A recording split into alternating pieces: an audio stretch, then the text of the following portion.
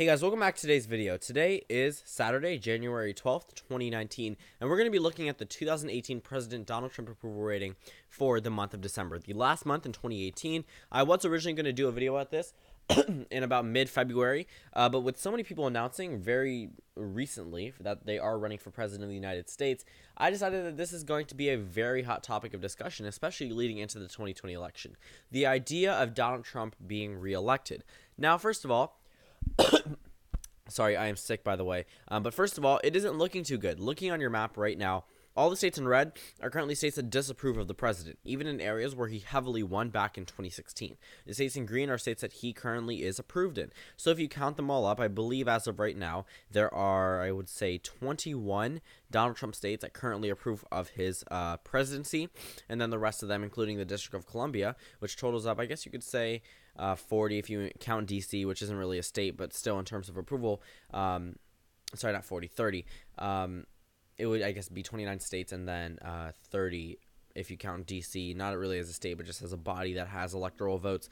But again, that's not too good for the president. If we look back in the 2016 presidential election, he won with more than a mere 21 states. Okay, if you look at the results, he won in areas that he's currently being disapproved of in by heavy numbers. First one to point out would be the state of Iowa. He currently has a negative 10% approval rating here, which of course is not a good thing. These are states that he should be relying on heavily, considering that they were pretty overwhelming for him back in 2016. In fact, he won with 30 states. Okay, he has 21 currently in his column if we're going based off the electoral vote count, just based off the number of states. He should have 30 in his column right now, but he only has 21, and that's not too good, considering that a number of these bigger states that currently are going to have a huge weight in the 2020 presidential election disapprove of him. Another state that's pretty surprising to me in terms of disapproval is North Carolina. That is a state that currently disapproves of the president by negative 3%. Though it is a swing state, typically Republicans rely on it. Mitt Romney, we go back, John McCain almost won it. Barack Obama only won it by 14,000 votes. Donald Trump won it back in 2016. 2018, the Democratic Party would have won the popular vote here if they ran a candidate in the North Carolina 3rd District. But still, it's still a toss-up, but leaning in favor of the GOP. Another state that was pretty surprising was Florida. In fact, here's a major point. If we go back to the polls that were taken before the election, you see that this is the month of the election, the month of November, currently approved of in Florida, in North Carolina, in Georgia. Utah is positive 5, Arizona is only negative 2. And then you flip over. In fact, before I flip over, I want you to look at a number of other states. Minnesota is still negative 10. Iowa is still negative 7. Wisconsin, negative 10. Michigan, negative 9. Pennsylvania, negative 5. The numbers weren't good, but now they're worse.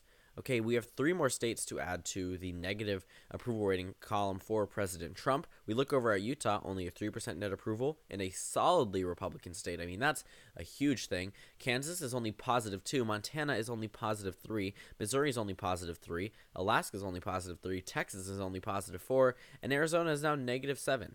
All of these states are pretty reliably Republican states, except for Arizona. But Arizona is not what we're really focusing on. It's just the approval rating of him nationwide. This is not at all a good sign for the 2020 election. Pennsylvania, he won by less than 1% back in 2016. Michigan, he won by less than 1% back in 2016. Wisconsin, he won by less than 1% back in 2016. That's bad. Number one, if you're looking for a re-election bid, you should be approved of in states that you won very narrowly. Otherwise, if you're not, then you're probably going to lose these states. Less than 1% is nothing to laugh about. You cannot afford to lose any voters at that point. And if you go back to the start of his presidency, positive 6 in Wisconsin, positive 7 in Michigan, positive 10 in Pennsylvania.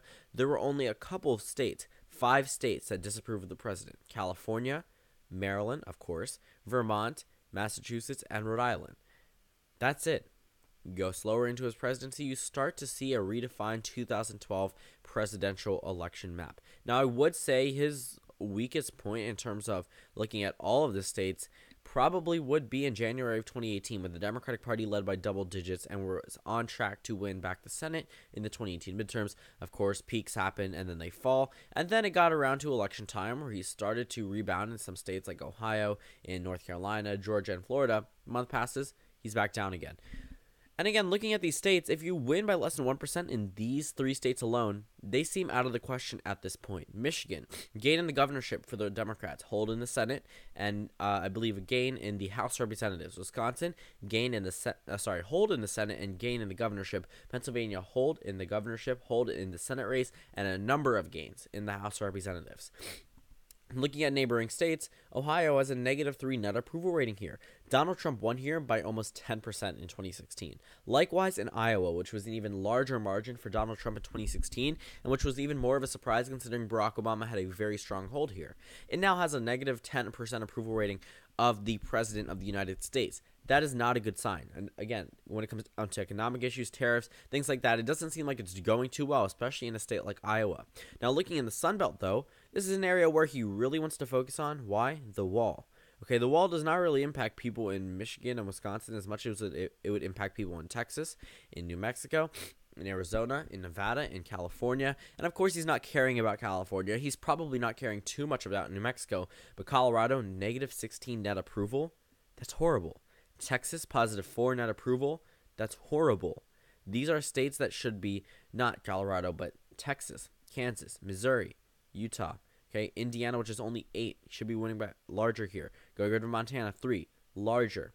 Alaska, larger. I mean, these states he should be worrying about. But again, looking at the Sun Belt specifically, -19 in what was a swing state in 2016, -16 in what was a swing state in 2016, -10 in what was a swing state in 2016, -7 in a state that he won in 2016, but showed Democratic tendencies in 2018. Sure, the GOP held the governorship, but the Democrats took control of Congress in Arizona. They went 5-4 in the House. They took control. They split even the Senate with 1 Democrat and 1 Republican. And looking ahead to 2020 isn't looking too good for the GOP or Donald Trump. Okay, let's say the Democratic Party loses Arizona. Where do they turn to next? Well, they already have these states from the Clinton era. Then you go over Florida, -3. Georgia, -3. North Carolina, -3. All 3 of these states with -3 become 3 new targets for the Democratic Party. Virginia is at -3 as well. If Virginia is at -3, and these states are also at -3, that should tell you something. Virginia is a reliably Democratic state. There is no real reason why it should only be -3 unless -3 is a pretty large number. And that tells you a lot about the other states that are -10, -12, -12. And again, looking at a number of these northern states, obviously Donald Trump is not going to care about winning New York or winning Maryland or winning California. When it comes down to these other states, Maine, -6. This is an area he targeted back in 2016. New Hampshire, a state he narrowly, and I mean narrowly, lost in 2016. New Hampshire, -8. So right now, just based off this electoral map, obviously he would lose re-election. It is possible for him to rebound. I mean, Obama won re-election with around 45%, but based off the 2018 turnout, it almost replicated where his approval rating was. Iowa, Ohio, Michigan, Wisconsin, Pennsylvania all had gains for the Democratic Party or holds for the Democratic Party that replicated an almost exact representation of how they are feeling of him back in November. And since then, it has gotten worse. The electorate was large back in the midterm elections. I mean, it almost met presidential election standards. Can you imagine a real presidential election? Especially with this type of energy against the president. A number of Democrats could win in the Rust Belt based off these numbers alone. Donald Trump is not approved of here. It has gotten worse for him, not just in the Rust Belt, down in the South, going over to the Sun Belt, the Northeast. There's not a single area where you can really say that he's improved on. Not even in Alabama. It's gone down back from November 2018, from 29 to 22. Wyoming went from 35 to 32.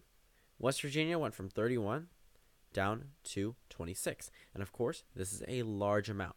He really does not need to care about what his approval rating is because he knows he's going to win these states. But it tells you a little bit something. If those states are narrowing down, the states that were already on edge at a 0 net approval or 3 net approval now disapprove of the President of the United States. So when it comes down to these individual states, all of these little votes matter.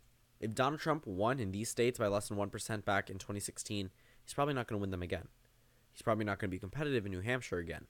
He's probably not going to win North Carolina if he continues this up, or Georgia, or Florida, or Arizona, which are all states he won. But again, everything narrows up when it comes down to a presidential election. When it gets down to November, things start to narrow for the president in a good way for him. And that's what we should expect, but it's still very interesting looking at these numbers almost 2 years away from Election Day. But again, We were looking at these numbers when I first made my channel back in mid-2017, and we're going to still look at them up until 2020, and then after that with the new president or the incumbent president, depending on who wins that election. So that wraps up today's video. Thank you guys for watching this video. Comment down suggestions below, and I will see you all tomorrow.